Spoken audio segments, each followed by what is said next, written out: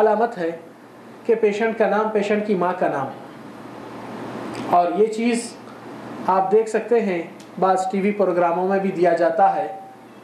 Programme کا نام استخارہ دیا جاتا ہے، جبکہ استخارہ کوسے کونے میں ہے اور یہ نجومیت کہانت کوسے کونے کی ہے.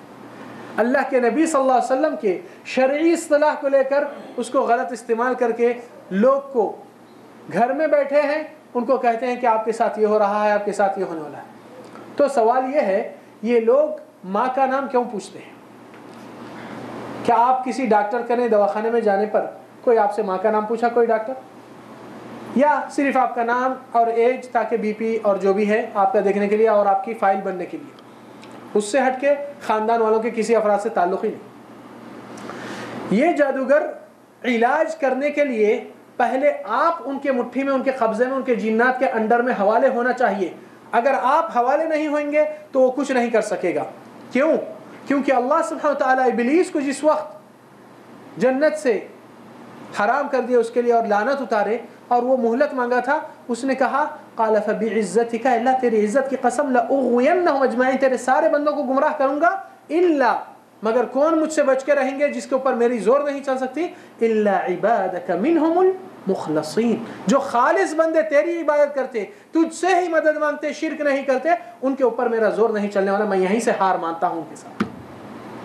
مگر یہ موحدین لوگ جب اپنے توحید کو ہی چھوڑ دیتے ہیں تو کون بچانے والا ہے ان کو بات. تو یہاں پر سب سے پہلا معاملہ ابلیس اور شیاطین اور یہ جادوگروں کا کہ آپ کو اللہ کی رحمت سے نکال کر اللہ کی لعنت میں اتارنا ضروری ہے. اگر اللہ کی لعنت میں آپ نہیں اترے تو لوگ آپ کے اوپر اوور رول نہیں کر سکیں گے. تو آپ پوچھیں گے اس کا اس سے کیا دخل ہے؟ ماں کا نام پوچھتے ہیں، اس کا لعنت سے کیا تعلق ہے؟ اس کا بہت بڑا تعلق ہے. رسول اللہ صلی اللہ علیہ وسلم کی حدیث ہے، لعن اللہ من لعن ابویہ او والدیہ، اللہ کی لعنت ہے اس شخص پر جس نے اپنے والدین کو لعن طعن کرتا ہے یا ماں باپ کو گالی گلوچ کرتا ہے. تو اس میں کدھر ہوئی گالی؟ اس میں یہ جادوگر کہنا چاہ رہا ہے آپ اپنی ماں کا بتائیے نام، باپ کا نہیں. نسبت آپ اپنی ماں کی دیجئے، کیونکہ آپ جس ماں کے پیٹ سے نکلے وہ پکی آپ کی ماں ہے. آپ کے باپ کون ہے کہ آپ ماں کو بھی باپ کو بھی گالی دیجئے، تہمت لگائیے اور کہیے کہ آپ حرام کے اولاد ہیں، حلال کی نہیں. سب سے پہلے آپ سے یہ اقرار لیا جاتا ہے کہ آپ جیسا آپ نسبت دیتے ہیں کہ میں فلان بن فلان ہوں، باپ کا نام لیتے ہیں، تو وہ آپ سے قبول نہیں کرتا، بولتا نہیں وہ باپ کا نام چھوڑ دیجئے، ماں کا نام بولیے، کیونکہ ماں کے پیٹ سے پیدا ہونے والا وہ ماں کا ہی بیٹا ہوتا ہے. اب باپ کون ہے کہ ماں کس کے ساتھ غلط سلوک کر کے آپ کو پیدا کرے گی، آپ کی حلال ذات نہیں. آپ پہلے یہ اقرار کرو.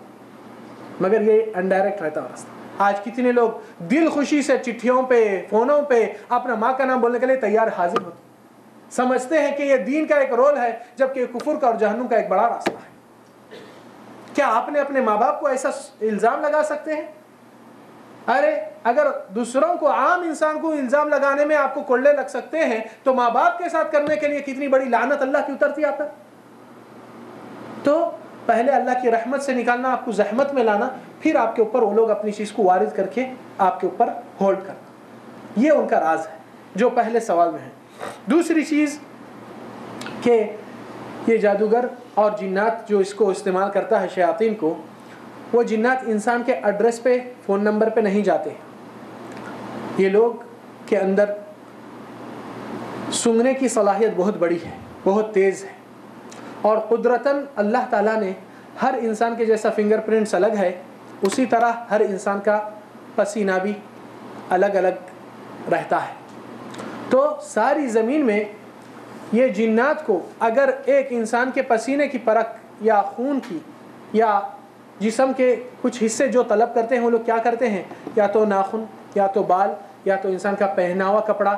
کیونکہ کافی لوگ شکایت کرتے ہیں کہ ہم نے وہاں گئے، ہماری ایک چپل چلے گئی، ہمارا ایک شوز چلے گیا، ہمارا ایک کپڑا کاٹا گیا، کسی کا بال کٹ گیا، کسی. تو ایسی چیزیں کون مانگتے ہیں؟ یہ کرنے کرانے والے شیاطین. کیوں؟ کیونکہ وہ لوگ کو ایڈریس دینے کے لیے بہت ضروری ہے. ماں کا نام بھی ایڈریس دینے کے لیے بھی یوز ہوتا اور آپ کو اللہ کی رحمت سے نکالنے کے لیے یوز ہوتا. اور دوسرا کہ جس کو کرنا کرانا ہے ان سے یہ چیز طلب کیجئے تاکہ ہم ہمارے جنات کو، شیاطین کو جس سے کام لینے والے ہیں ان تک پہنچ سکے. تو کافی خواتین اپنے گھر میں اپنے شوہر کے اپنے بچوں کی چیزیں جا کر ان کے حوالے کر دیتی ہے، سمجھتی ہے کہ خلوص محبت بڑھے گی، مگر وہاں پر شیطانیت کی پوری ہولڈ اور پورا ان کے حوالے ہو جاتے ہیں اور زندگی جہنم بن جاتی ہے جہنم سے پہلے، اگر ایمان سے انسان رجوع ہو کر توبہ نہ کرے تو یہاں پر یہ چیز کھلے الفاظ میں آتی ہے کہ یہ لوگ انسان کی پسینے کی چیز کو طلب کرتے ہیں اور ایسے علامات ان کے اندر پائی جاتی ہیں۔ تیسری چیز کہ یہ لوگ انسان سے کچھ مخصوص جانور کو طلب کرتے ہیں، بعض وقت کالا مرغا، لال بکرا، کوسی جگہ پہ کاٹنا ہے، کبھی کاٹ کر انسان کے جسم پہ اس کے خون کو وارتے ہیں، کبھی مختلف ایسی چیزیں۔ یہ لوگ کیا بولنا چاہتے ہیں، کیوں یہ کرتے ہیں؟ کیونکہ آپ جانتے ہیں اِنَّا أَعْطَيْنَاكَ الْكَوْثَرَ فَصَلِّ لِرَبِّكَ وَانْحَرْ، نماز جس طرح اللہ کا حق ہے کسی اور کا نہیں، اللہ کے لیے نماز پڑھیے، اور جو جانور ذبح کرنا ہے کاٹنا ہے وہ بھی اللہ کے نام سے ہونا چاہیے، کسی اور کے نام سے نہیں۔ تو یہ لوگ اپنے شیاطین کو خوش کرنے کے لیے کہ دیکھو ہم نئے ممبروں کو جہنم میں لائے، یہ لوگ بھی اللہ کے نام کے سوا تمہارے نام سے کاٹنے والے ہیں، کون سا جانور چاہیے، کون سے کلر کا چاہیے، کون سی جگہ پہ چاہیے۔ اور کئی لوگ کے پاس یہ بہت غلط عادت ہو چکی ہے، اور اکثر بیشتر ہوتا ہے جب نیا گھر تعمیر کرنے کے لیے آتے ہیں نا تو کیا کرتے ہیں، سنگ بنیاد پر ہی جانور کاٹتے ہیں، اور یہ جاہلیت کا شرکی عمل ہے۔ کیوں یہ کاٹنے کی عادت کہاں سے آئی؟ کیا اللہ نے کہا یا رسول اللہ نے کہا؟ کوئی بھی نہیں کہے۔ تو پھر یہ کرنے کا مطلب کیا ہے؟ کرنے کا مطلب یہ ہے کہ اے جنات جو اس مقام پہ رہتے تھے، ہم اب یہاں پہ گھر بنانے والے ہیں، تو دیکھو اللہ تعالیٰ کو دینے کی چیز اللہ کا جتنا بڑا مقام ہے، ہم آپ کو اتنا ہی مقام دے رہے ہیں، دیکھیے آپ کے لیے کاٹ رہے ہیں۔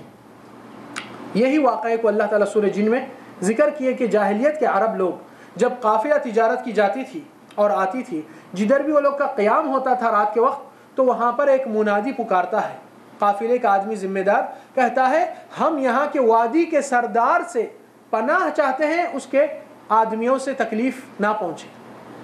وَأَنَّهُ كَانَ رِجَالٌ مِّنَ الْإِنسِ يَعُوذُونَ بِرِجَالٍ مِّنَ الْجِنِّ فَزَادُوهُمْ رَهَقًا، تو لوگ تکلیف دینے میں اور زیادہ اضافہ کر چکے۔ تو یہاں پر یہی چیز ہے جو گھر پہ ایسی چیز سے شروع ہوتی ہے، وہ گھر میں پریشانیاں، تکلیف اور مختلف چیزیں، کیونکہ گھر کا بنیادی اللہ کے نام سے نہیں کسی اور کے نام سے ہو چکا ہے۔ تو یہ کئیوں چیزیں جو زندگی میں ہوتے ہیں لوگ غور نہیں کرتے، مگر وہ جاہلیت کا عمل، شیطانی عمل اور یہ جادوگروں کا ایک راستہ عام کرنے کے لیے وہ لوگ کوشش کرتے ہیں۔ پھر جادوگروں کی پہچان میں یہ بھی ہے کہ انسان کو اللہ تعالیٰ کی عبادت اور قرآن کی طرف نہیں، مختلف وظیفے لکھ کے دیتا ہے لاکھوں کروڑوں بار، جس کا کوئی سند نہیں، نہ قرآن سے نہ سنت سے۔ کتنے جیسے کتابیں پھیل چکے ہیں کئیوں گھروں میں، کبھی درود ناریہ، کبھی درود تاج، کبھی گنج عارج، کبھی کیا کیا سے نامہ آتے ہیں، پتہ نہیں اس کا سورس کہاں ہے۔ پرنٹنگ پریس والوں کو بھی پوچھیں گے، بولیں گے ہمارے سینئر اب چھاپتے تھے، ہم کو کیا معلوم۔ حقیقت ہے، مگر گھر میں رائج ہو چکا ہے یہ مسئلہ، اور سمجھتے ہیں کہ اس کی اتنی بڑی فضیلت ہے کہ قرآن کی بھی اتنی فضیلت نہیں جانتے۔ تو ایسی چیزیں پھیلنے سے کافی شیاطین اس کا فائدہ اٹھاتے ہیں، کیونکہ ہر نافرمانی انسان کے لیے اللہ کی طرف سے سزا آنے والی ہے جب تک کہ اس سے توبہ نہ کرے۔ پھر بعض جادوگر لوگ کو کہتے ہیں ٹھیک ہے بھائی آپ کا مسئلہ اتنا بڑا ہے، مگر آپ ایک 7 دن تک یا 11 دن تک یا 40 دن تک آپ پانی سے پرہیز کیجیے۔ کیا مطلب؟ پانی مت نہیں ہے، پانی کو ہاتھ مت لگائیے، یعنی وضو نماز وہیں سے ختم۔ تو ایسا کون سا علاج ہے جو اللہ تعالیٰ کی رحمت سے باہر پھینکنے والا؟ تو یہاں پر ان کے علامات میں سے بھی یہ ہے کہ انسان کو اللہ سے